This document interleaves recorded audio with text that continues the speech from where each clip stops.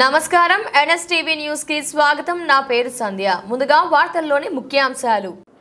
టెంకాయ కొట్టి సంకలు గుద్దుకోవడం సరికాదని, నిధులు సాధించి పనులు ప్రారంభిస్తే హర్షిస్తారన్నారు.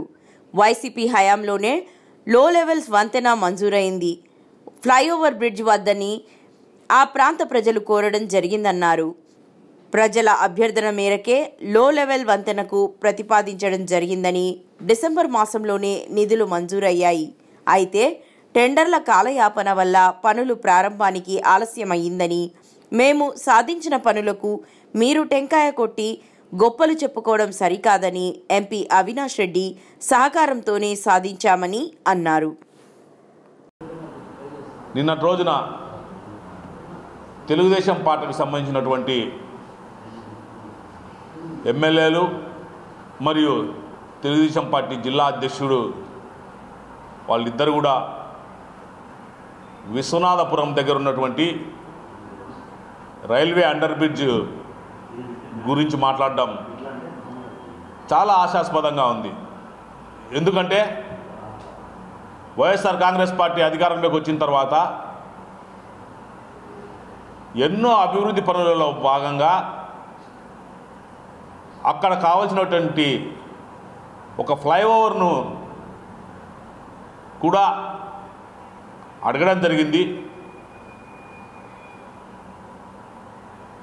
ఆ ఫ్లైఓవర్ను అడిగిన తర్వాత అక్కడ ఉన్నటువంటి ప్రజలందరూ కూడా వచ్చి మాకు ఫ్లైఓవర్ వస్తే మాకు ఇబ్బందిగా ఉంటుంది, మేము చాలా నష్టపోతాము, మాకుండేటి అరాకొర ఉండేటువంటి స్థలాలు కూడా అన్నీ వెళ్ళిపోతాయి కాబట్టి దయచేసి ఫ్లైఓవర్ కాకుండా అండర్ బ్రిడ్జ్ కావాలని చెప్పేసి అక్కడ ప్రజలందరూ కూడా వచ్చి మా నాయకులను అడిగినటువంటి పరిస్థితి. అప్పుడు దాన్ని గమనించి ప్రజలందరికీ మంచి చేయాలని చెప్పి మా ఎంపీ వైఎస్ అవినాష్ రెడ్డి గారు, అదేవిధంగా అప్పటి కమలాపురం శాసనసభ్యులు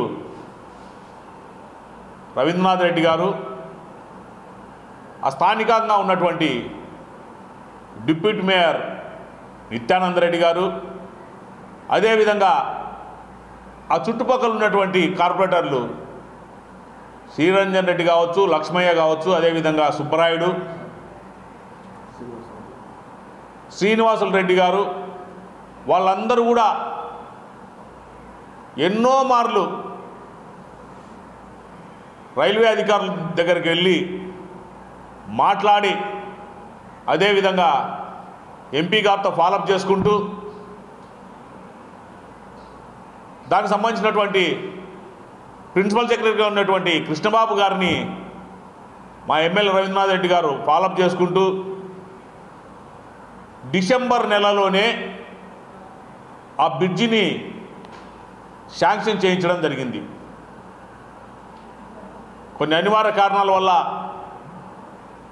టెండర్ లేటుగా, అంటే ఎలక్షన్స్ రావడం, అప్పుడు దాంతో ఆగిపోవడం, దాని తర్వాత ఇప్పుడు తెలుగుదేశం పార్టీ అధికారంలోకి వచ్చిన తర్వాత అది టెండర్కి రావడం, దాన్ని వీళ్ళు ఆ టెండర్కి వచ్చిన దాన్ని వీళ్ళు పోయి ఏదో మేమే చేశాము, నిజంగా మీ చేతిలో ఏమన్నా మంత్రదానం ఏమన్నా ఉందా?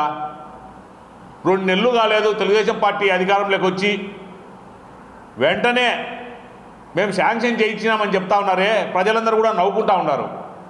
ఎందుకంటే ఆ అండర్ బ్రిడ్జ్కి సంబంధించినటువంటి ఎంకరేజ్మెంట్లో భాగంగా ఎర్రముక్కపల్లె సర్కిల్ నుంచి విశ్వనాథపురం వరకు కూడా ఎంక్రోచ్మెంట్లు దగ్గరుండి మా నాయకులు చేయించడం, వాళ్ళకు రావాల్సినటువంటి డబ్బులు కూడా ఇప్పించడం, అరాకొర 1, 2 కొన్ని వాళ్ళకు చెల్లించాల్సినటువంటి కార్పొరేషన్ చెల్లించవలసినటువంటి డబ్బు కొంత పెండింగ్ ఉంది కాబట్టి ఆ కొంత అయితే ఆ పనులు కూడా స్టార్ట్ అవుతాయని మేము అనుకోవడం జరిగింది. దాని తర్వాత ఈ ప్రభుత్వం మారుతానే ఇప్పుడు వచ్చి మేమే ప్రజలకు ఏదో చేశామని, మేము ఉద్ధరిస్తున్నామని వీళ్ళందరూ కూడా చెప్పుకుంటా ఉంటే చాలా నవ్వు వస్తూ ఉంది. నిజంగా మీరు చేయాలని ఉంటే, మీరు ప్రజలకు మంచి చేయాలని మీకు చిత్తశుద్ధి ఉంటే, మేము చేసిన దాన్ని మీరు వచ్చి టెంకాయ కొట్టి మేమే దీన్ని తీసుకొచ్చినాము, మేము శాంక్షన్ చేయించినాము, మా అధికారంలో మేము ఇప్పుడు పూర్తి చేస్తామని చెప్పుకోవడం కాదు. ఇలాంటివి చాలా ఉన్నాయి. కడప నగరంలో ఇప్పుడు డెవలప్తో పాటు ఇంకా డెవలప్ కాని ప్రదేశాలు చాలా ఉన్నాయి. అవన్నీ కూడా చేయించండి. అంతేగాని మేము చేసిన దానికి మీరు టెంకాయలు కొట్టొచ్చు. మీరు అధికారంలో ఉన్నారు కాబట్టి ఓకే, మిమ్మల్ని గౌరవిస్తాం, మిమ్మల్ని స్వాగతిస్తాం, మీరు పనులు చేయించండి. అంతేగాని మేమే అంతా చేయించామని చెప్పడం శ్రీనివాసరెడ్డి గారికి, ఆయన సీనియర్ నాయకుడు, ఆయన ఏ విధంగా ఆలోచిస్తానో అర్థం కాదు. ఎంపీ గారు దీన్ని ఇన్ని రోజులు చేయలేదే, అందుకు మేము ప్రభుత్వం వస్తాను మేమే చేసినామని చెప్పడం చాలా విడ్డూరంగా ఉంది. ఎంపీ గారి సహకారంతోనే